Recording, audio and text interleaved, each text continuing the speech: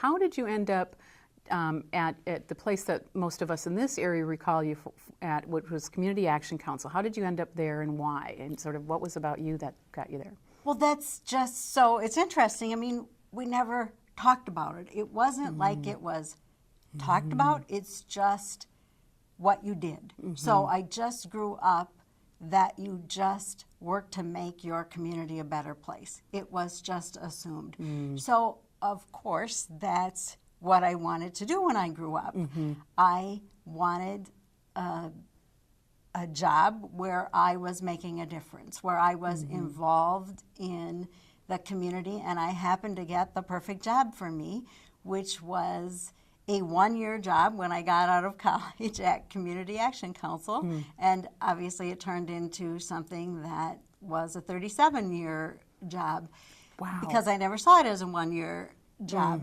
So I just got in there and started. And this was listening. roughly 1975. So I started in 1975 when our communities in this Dakota County area were really kind of coming into their own. So it was growing from a rural area into a suburban area, and each of the communities was growing rapidly and kind of becoming their own community, and people were looking for a way to get involved, and the new people moving in were looking for a way to get involved in their community because they were starting to put down roots of their own. The other thing I love about my family is that it welcomed new people into the community.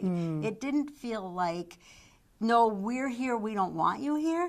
It always was excited and welcomed new people into the community, and as new people came into the community, new people wanted to put down their roots and make it a community and a home. And how do you do that? So you do that by getting involved in your community, and that's what Community Action Council was.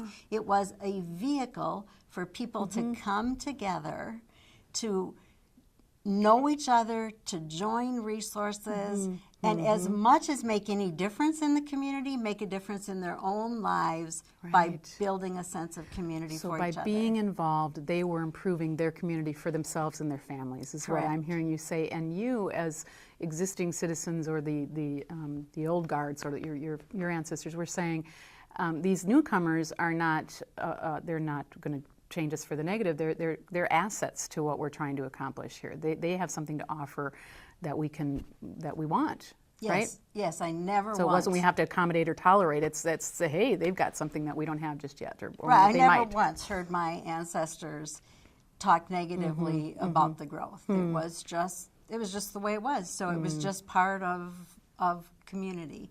And then I had the great fortune of working for an organization that was a community building organization, and that understood that, and that loved that, and that loved linking people together, was an asset building organization, and loved that asset approach, which fit perfect for me. Exactly. And this was this unusual in this is the 70s? First of all, as you said, the community itself was really coming into its own, and it was an upper middle class community, a southern suburb of the Twin Cities. But was this normal to have a community building or community assets organization in a suburb of all places? Well, the organization, Community Action Council, was very unique in that it was open to listening and hearing things that most people didn't hear and most people didn't see. So our ears were open and our eyes were open, and we were hearing and seeing things that a lot of people just didn't either want to hear or didn't hear or didn't want to see or just didn't see.